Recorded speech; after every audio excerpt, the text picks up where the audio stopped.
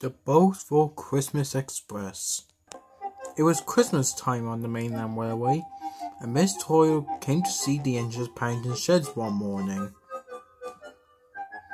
"I am having a Christmas party on Christmas Eve at Doncaster Station," said Mr. Toyle, "like we do every year. Therefore, I am organising a special train where one engine gets to take me and some special visitors to Doncaster from Barrow." Miss Toyle looked at the engines. All the engines were eager. He turned to Nick. "Nick, you shall take us." What? Oh God, here we go. "Let's bloody go!" Because of this made Nick very boastful. The other engines were getting annoyed by this by each day. "Make way for the Christmas engine that'll be taking the Christmas party to Doncaster on Christmas Eve." "Show off," replied Roger. A few nights later, snow fell on the railway.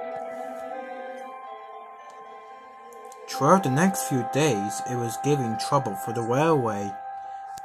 Tracks were getting blocked, points were being jammed and signals, and engines were getting stuck in the snow. One morning it was Christmas Eve, and Nick was getting ready to take the special train this evening. However, snow was falling on the railway that night very heavily. "You want to be careful tonight now, Nick," said Jock. "Snow can be dangerous, especially going at high speed, and I know what I'm talking about." "Just because you have experience with snow, Jock, doesn't mean that you know every single thing about snow. Snow can be troublesome, yes, but it won't give trouble for me. It doesn't dare give trouble to me tonight. That snow won't be a problem at all. I will arrive on Doncaster on time. Knowing you, you'll arrive early. Pah, the lines have already been cleared with you and Dumber there." "He means you're the dumb one." "Not me, you're the dumb one." "No, you're dumber. You're dumber. You're dumber." "Oh, thanks a lot, Nick. Will you two pack it in for love of God?" Great. Later that night at Barrow, Nick was waiting for his coaches to be shunted. "Well, is that Anna? She should have my coaches shunted by now." Samuel puffed in. Miss Toy sent him to bring the food and drinks for the party. Nick noticed him arriving and had an idea. "You, Samuel, fetch my coaches from the yard." Samuel was puzzled. "What? You hear me? Fetch my coaches." "Nick, I'm waiting on for my train as well. And you should be going shunting off your train." "Yeah, but Anna says she'll have it done in a minute." "I don't care. These passengers need to get to Doncaster on time. There's no wonder they're called special passengers. And that's what you tank engine are for." "Nick, just because you're pulling special passengers doesn't mean that you're the most special engine here. I'm collecting an important train like you are, and pah, they will have plenty of food and drinks at the party anyways. Now go and fetch my coaches." Samuel decided and just left in a huff. "Fine, I'll get this bloody stupid coaches. The sooner he's out the better." And he puffed away. Soon the coaches were shunted. "Why, thank you, Samuel. You will be a lovely good servant to me, you know." "Shut up and be on your way." "Now, be careful, Nick," said Miss Toyle. "Then the snow will be—" "Don't worry, sir. I know what I'm doing." And Nick rocketed out of the station. "Idiot," said Samuel. Just then Anna shunted Samuel's train. "Oh, have you shunted Nick's coaches? That's a bit helpful of you." No, he begged me to shunt it for him." "Oh, you can't give me a hand there, you know." Well, he has not stopped boasting for the last couple of days about his special train. Don't worry, I'm sure he'll calm down after this night." even probably after Christmas is over. Anyways, your train's ready now. Right, cheers Anna, thanks for looking after it. Meanwhile, Nick was racing down the main line. Look at me, I am the best. I am the most suitable and best engine for this kind of work. I'll soon prove everybody how I am the fastest engine on this railway, said Nick. But trouble was laying ahead. A snowdrift fallen on the main line, and Nick was heading straight towards it. His driver noticed this. Nick, we need to stop, quick! We don't have time to stop, said Nick. We're going to be late then. But look ahead of you. Huh? Brakes! Cried Nick. Oh, I spilled a cup of tea over me, said Mr. Toyer, as it went down his pants. What happened? I'll check, sir, said the guard. Oh, what? We may be here for a while, sir. The passengers looked throughout their windows, and there was Nick, stuck in a pile of snow. It's no good, said his driver. We can't reverse him out. He's completely stuck. I'll run down back to the last station for help, said the guard, and he did. At the party, everybody was waiting for Nick to arrive. Terry and Ted were complaining to Stephen about Nick's boastful. He would not shut up in the sheds throughout the night. Honest to God, said Terry. Chatterbox is what he is. I wouldn't stop shouting and roaring to get me his coaches. Christ, if I was express engine, I'd give a run for his money. Yes, this boastful of his is very, very annoying. But I'm sure after Christmas he'll calm down. Calm down, said Terry. He's always boasting, Stephen, since whenever he does calm down. Look, it's Nick. We just have to accept the way he is. If I was chosen, said Nathan, I wouldn't be boastful. Oh, shut up, Nathan. No one wants to hear what you got to say about this. Charming. Just then the station master ran out. There's a bit of trouble, he said. Nick is stuck in the snow, and Miss Toyer and the visitors are still on board. They're completely stuck in the snow, and they need help. I tried to get hold of the rescue team, but they're on patrol elsewhere getting other engines out of the snow in case. We need at least 2 engines to volunteer and go and help them. I'll do it, sir, said Stephen. I'll come too, said Terry. Stephen, are you sure about this, said his driver. We don't want to put much weight on you. It's Christmas, driver, and those passengers and Miss Toyer need our help. If Terry's willing to go, so am I. Very well. Alright. So, should we get going? Not yet, Terry. We're going to need a crane and all. But those stuffs could be at the rescue center. You're right. We better go and collect them now. No need. Wait, what the Ted, when did you got all that stuff out? It's sort of a shunting yard crane, really. Had this for years. Years I did. And you never used it or never told anyone? She's getting old by the ears. She's still in good condition, though. You can use her to get Nick out of the snow. Okay, but how did you shunt all that while we were talking? You're taking the bloody thing or what you're doing. We take it. Soon, Stephen and Terry were ready. Stephen was coupled up at front, and Terry was coupled from behind. They put Terry's snowplow on the breakdown flatbed. Right, we're good to go, said Stephen. You ready, Terry? As ready as I ever be. Right. We'll try and get back here as fast as we can. Oh wait, said the station master. Samuel could be trapped as well, and the express line could be also blocked. Maybe that's why Nick went down the main line. If that's the case, we'll keep an eye out for him. Come on, Terry.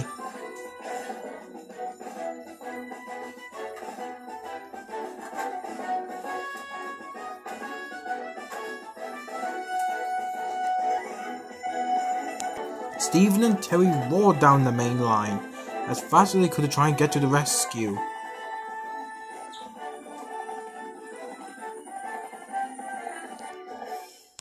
Meanwhile, Sammy was puffing down the main line where he found Nick in the snow. Well, he said. What a surprise, huh? Cooling down the boastful, are we then, Nick? Nick could barely say anything. Nick's crew explained everything as the guard came back. "Help's on his way," he said. Samuel then rode up to Nick. "You know what? This should really teach you a lesson, Nick. All you've been doing the last few days is boasting to the rest of us about this special express of yours. This is what they say karma is coming in the back of you. Engines like you will always get those if you don't watch your mouth or do anything stupid. You should have really slowed down, really. You were trying to get there early, weren't you?" Nick just nodded with his eyes. "Well, let's hope this teaches you a thing or two. I don't know why we can't have express engines like Jason, for example, who's just nice and calm about their jobs." "Huh? Who's that?" "Thank God Hope is here. I finally need 2 sensible engines." "Oh boy, this is going to be a big one." "Samuel, are you alright over there?" "I'm fine. I just got here anyways. I'm assuming you and Terry are here to help him out." "Indeed we are. How long have you been waiting?" "Oh, just been waiting for a few seconds now." "How long would you be?" It would depend really. There's a big pile of snow. Me and Terry work our way as fast as we can." Soon, Stephen and Terry got to work. They had workmen on board with shovels and everything. And they had a truck of equipment as well. Everybody got to work as Samuel and Nick were waiting. At last, they got some of the snow off Nick, and at last, the tracks were cleared. "Oh, thank you, said Nick. "At last I can breathe." "Right, that's him free. Now we need to pack up quickly and get these equipment back to Doncaster. We're already late for the party as it is." I'll dub ahead with Nick. "Terry, can you bring the crane and stuff back on your own?" "Yeah, I'll manage." "Right, let's tidy up quickly and get back then. There should be a white switch somewhere up here maybe, or there's a switch around somewhere. I'll turn around there." Meanwhile, everybody was chatting at the party, and there was nothing much to do. The station master looked at the clock. "It's been an hour now since they left. I think we're going to have to cancel the party." Just as he said that, puffing noises were heard.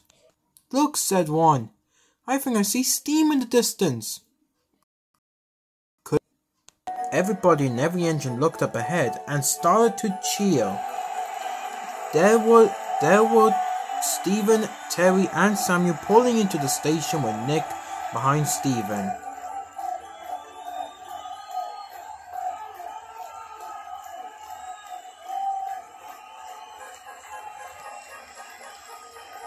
Mr. Toy stepped out of the coaches. "Well done, you two," he said. "You have saved me, the passengers, but most of all you have saved the party. I am very proud of the both of you. This will also go to Miss Jim as well for you, Terry." Miss Toy then turns attentions to Nick. "I've been getting complaints about you the last few days, and I'm very disappointed with you, especially tonight." "Sorry, sir." "Indeed. You should know by now as an experienced express engine not to go so fast in the snow, Nick." "Sorry." "As punishment, you can take goods trains throughout the year, but then you can try and make up for all that then." "Yes, sir." Soon, everybody was ready for the party. I owe everybody an apology for the last few days," said Nick. "I was very boastful of myself, and I'm sorry for taking out on you, which I should have not. I was just so happy in myself that I just had to let it all out. I am sorry for annoying everybody." "Ah well," says Stephen. "It's Christmas. I think we can all forgive you for this one time, Nick." Nick smiled. "Thank you." Miss Toy was holding a microphone and spoke into it. "Ladies and gentlemen and engines, welcome to this year's Christmas party. We have some very, very special visitors here with us tonight, but most of all of the hard-working engines. Not every engine is here tonight, but that's acceptable. They're all having their own parties in their own places. This year has been sort of a ups and downs years. A lot of bad stuff has happened this year on the railway. We have very two former villains coming back, attacking the railway with a bunch of diesels, but we deal with those in the New Year's. We are made a lot of you great friends, especially from the TER, Miss Jim's engines, and we're hoping to greet some more in the New Year's as well. But this party could have not been because of you lot. You engines all worked hard this year, especially in the most difficult times of the railway, when more crimes being committed, which doesn't matter at this point. We will handle all those in the New Year's.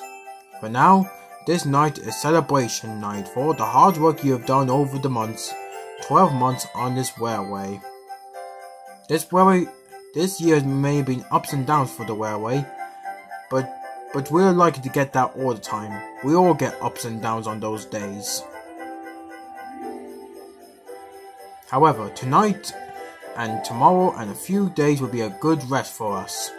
No bad things will be happening, because it's Christmas time, and nobody dares to ruin Christmas time, especially on this lovely railway. So ladies and gentlemen, Merry Christmas and a Happy New Year. There, three cheers for all the engines on the mainland railway. And there the party went. I think Nick has definitely learned his lesson about being boastful. But knowing Nick, I think he will be boasting a lot at times. Well, he won't be now at Christmas times. Oh, will he? Merry Christmas 2022, everybody, from the mainland railway.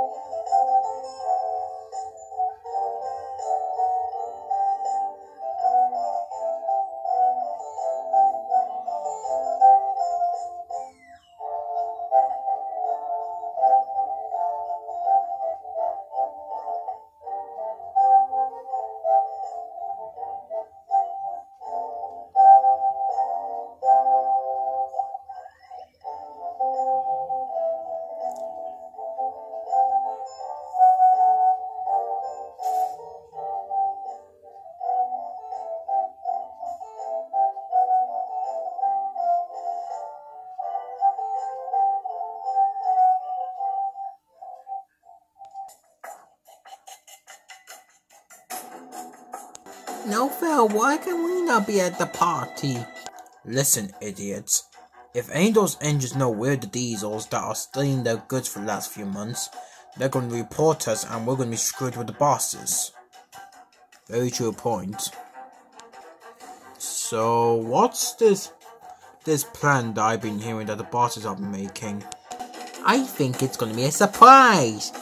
I heard it involved explosive. But explosives are dangerous. We're pretty much stupid. Oh. Shut up back there, you two. Explosive? Look.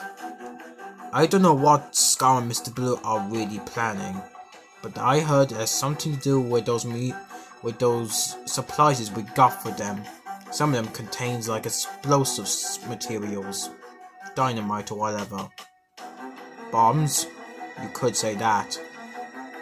Well, sure, they will want those, but what are they going exploding though?